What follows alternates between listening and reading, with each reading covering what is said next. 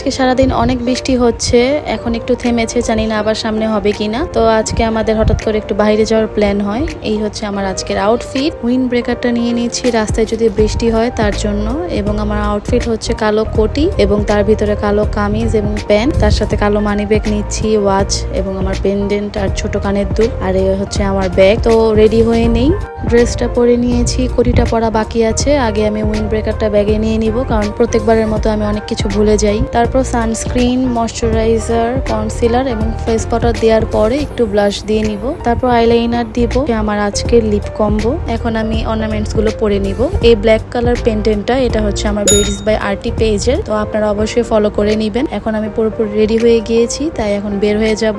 বের হয়ে দেখি গুড়ি গুড়ি বৃষ্টি পড়ছে, এজন্য আমি উইন্ড ব্রেকারটা পরে নিলাম। আর এখানে সাগর ওর ক্যামেরা ঠিক করতেছিল। আজকে ফ্রাইডে দেখে অনেক জায়গায় অনেক সুন্দর করে বিয়ের গেট সাজানো হয়েছে। আর আজকের ওয়েদারটাও খুবই বাজে ছিল, কারণ কখনো বৃষ্টি আবার কখনো থেমে যায়, আবার বৃষ্টি, মানে খুবই খারাপ অবস্থা।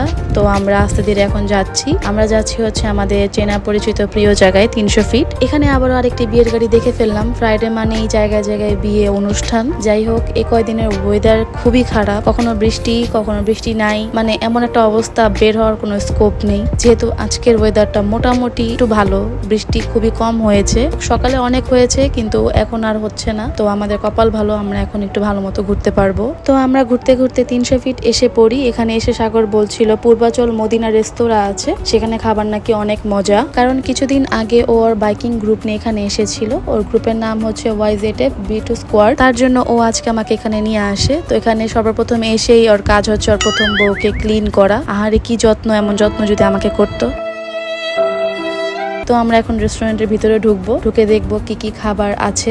মাছ ছিল, ক্র্যাব ছিল, তার সাথে আরো কাবাব ছিল বিভিন্ন ধরনের। প্লেসটা মোটামুটি সুন্দরই ছিল, কিন্তু আজকে অফ ডে ছিল দেখে অনেক মানুষ ছিল। আমরা বাইরে তেমন কোনো জায়গা পাইনি, তার জন্য ভিতরে যে কেবিন টাইপের জায়গাগুলো ছিল সেখানে এসে আমরা বসি। তারপর এখানে একটা কিউট বিড়াল দেখলাম, জানি না ও আমাকে দেখে কেন ভয় পাচ্ছিল। তো এখন আমরা অর্ডার দিব। এখানে মেনিউটা মোটামুটি রিজনেবলই ছিল। আমি চেয়েছিলাম বিফ শিক অর্ডার দিতে, কিন্তু বিফ শিকটা অ্যাভেলেবেল ছিল না। এর জন্য আমি চিকেন মালাই চাপ যেটা আছে সেটা অর্ডার করি, আর সাগর অর্ডার করে চিকেন তান্দুরি, চিকেন চাপ এবং 4টি রুমালি রুটি। তো অর্ডার শেষে আমরা বাহিরে একটা সিট পেয়ে যাই, তো সেখানে আমরা বসি। সন্ধ্যার পর তাদের লাইটিং গুলো আরো বেশি সুন্দর লাগছিল, এই জন্য আমি জায়গাটা ঘুরে ঘুরে দেখছিলাম, আরো ক্লিপ নিচ্ছিলাম, ছবি তুলছিলাম। এই সকল ছবি এবং রিলস দেখতে চাইলে অবশ্যই আমার ইনস্টাগ্রাম পেজটিকে ফলো করবেন। আমার ইনস্টাগ্রাম পেজটির লিংক ডিসক্রিপশনে দেওয়া আছে। এর মাঝে আমাদের খাবারও এসে পড়ে। চিকেন মালাই রেশমিটা অনেক মজার ছিল, সফট ছিল, কিন্তু চিকেন তান্দুরি যেটা, ওটা একটু শক্ত হয়ে গিয়েছে। এটার থেকে আমার রেশমিটাই সবচেয়ে বেশি মজা লেগেছে। তারপর খাওয়া দাওয়া শেষে আমরা এখন বের হয়ে যাব।